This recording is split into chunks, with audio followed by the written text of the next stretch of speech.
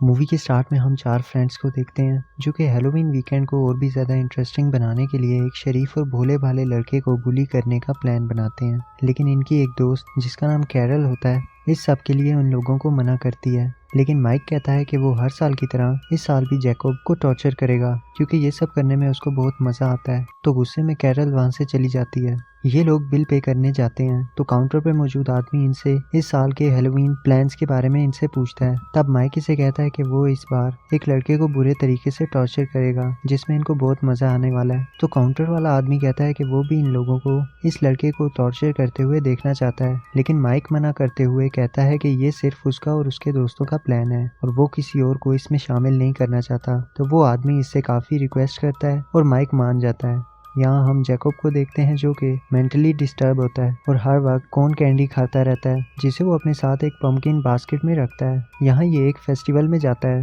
असल में ये इस जगह काम करने के लिए आया था तो ये वहाँ के ओनर से मिलता है और वो इसे रख लेता है और इसे कोई भी ऐसी हरकत ना करने को कहता है जिससे इसकी इंसल्ट हो। पर जब ये शो के लिए जा रहा होता है तो इसके सामने माइक और उसके दोस्त आ जाते हैं और इसको परेशान करने लगते हैं। जैकब जो कि इन लोगों से तंग आ चुका था तो वो गुस्से में माइक को धक्का मारता है जिससे माइक को बहुत ज्यादा गुस्सा आ जाता है और वो जैकब को मार मार कर जख्मी कर देता है। जिसके बाद ये सब मिलकर उसको मारते हैं और उसकी मौत हो जाती है।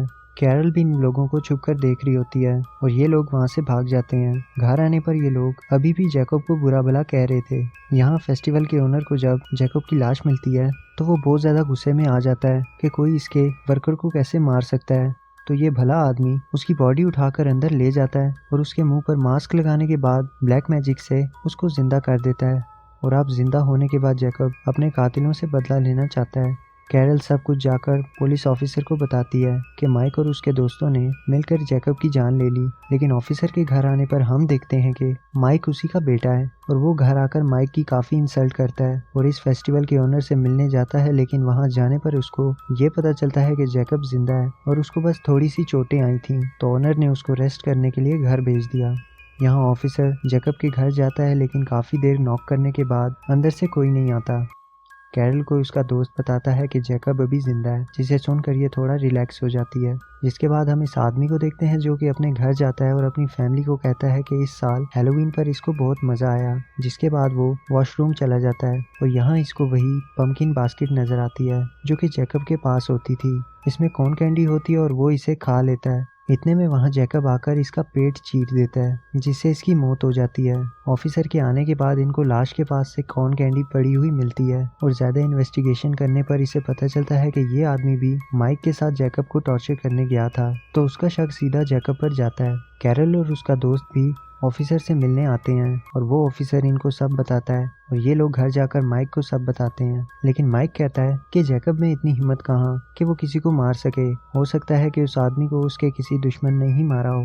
मीनवाइल हम इनके एक और दोस्त को देखते हैं जिसे जैकब आकर मार देता है और उसकी स्पाइनल कॉर्ड चीर कर निकाल देता है जिससे उसकी भी मौत हो जाती है। यहाँ ऑफिसर फिर से उसी ऑनर के पास जैकब के बारे में इन्वेस्टिगेट करने आता है लेकिन वो ओनर कहता है कि मैंने पहले भी बताया है कि उसको रेस्ट करने के लिए मैंने घर भेजा है। इतने में एक और ऑफिसर आता है और वो बताता है कि माइक के एक और दोस्त की मौत हो चुकी है और इनको फिर से उस लाश के पास कॉर्न कैंडी मिलती है। तो वो जैकब के घर आता है लेकिन जैकब वहाँ नहीं होता। इधर इसको एक डेड बॉडी मिलती है जो कि जैकब की माँ की होती है। जिसके बाद ऑफिसर खुद जैकब को ढूंढने के लिए निकलता है और वो पूरे शहर में हो रहे फेस्टिवल्स को रोकने का कहता है और सबको घर से बाहर निकलने के लिए मना करता है।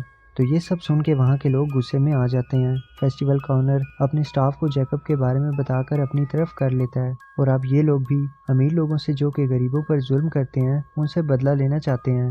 यहाँ हम कैरल और उसके दोस्त को देखते हैं जिन्हें थोड़ी ही देर में जैकब आकर मार देता है और कैरल के मुंह से उसकी जुबान निकाल लेता है। इन सब की डेड बॉडीज देखकर ऑफिसर अपने बेटे माइक को घर से बाहर निकलने के लिए मना करता है लेकिन माइक को जैकब पर और भी ज्यादा गुस्सा आ जाता है और वो उसे मारने के लिए निकलता है। तभी उसे फेस्टिवल के ओनर के लोग उठाकर ले जाते हैं। ऑफिसर के घर आने पर उसे वहाँ माइक के बजाय वो ऑनर मिलता है। तब वो उससे अपने बेटे के बारे में पूछता है लेकिन ऑनर उसका भी सर काट कर उसे मार देता है। माइक की आंख खुलती है और वो खुद को चेयर से बंधा हुआ देखता है। इतने में एक गाड़ी आती है जो कि उसके बाप की थी तो वो खुश हो जाता है। लेकिन जब उसकी नज़र गाड़ी में रखे हुए उसके बाप के कटे हुए सर पर पहुंचती है तो तब उसको फील होता है कि इन लोगों ने जैकब के साथ बहुत गलत किया था और इन लोगों को ऐसा नहीं करना चाहिए था। एनीवे जैकब वहाँ आकर इसके भी हाथ उखाड़ देता है और एक एक करके इसके मुंह से दांत निकाल लेता है, जिससे माइक की भी मौत हो जाती है। और इन सबको बुरे तरीके से मार कर जैकब अपना बदला ले लेता है। यहाँ हम फेस्टिवल के ओनर को देखते हैं जो कि किसी और शहर में फेस्टिवल करने आया था, और यहाँ वो एक लड़की को माइक के दांतों से बना हुआ नेकलेस देता है और उसे जैकब के बारे में भी बताता है। तो वो लड़की कहती है कि वो कैसे मान ले कि कोई मरकर दोबारा जिंदा हो सकता है। तब वो उस लड़की से कहता है कि कुछ लोग बिना किसी वजह के लोगों को टॉर्चर करते हैं और उन्हीं लोगों को सबक सिखाने के लिए जैकब को जिंदा किया गया। यहाँ जैकब बैठा वही कॉर्न कैंडी खा रहा होता है। और इसी सीन के साथ ये मूवी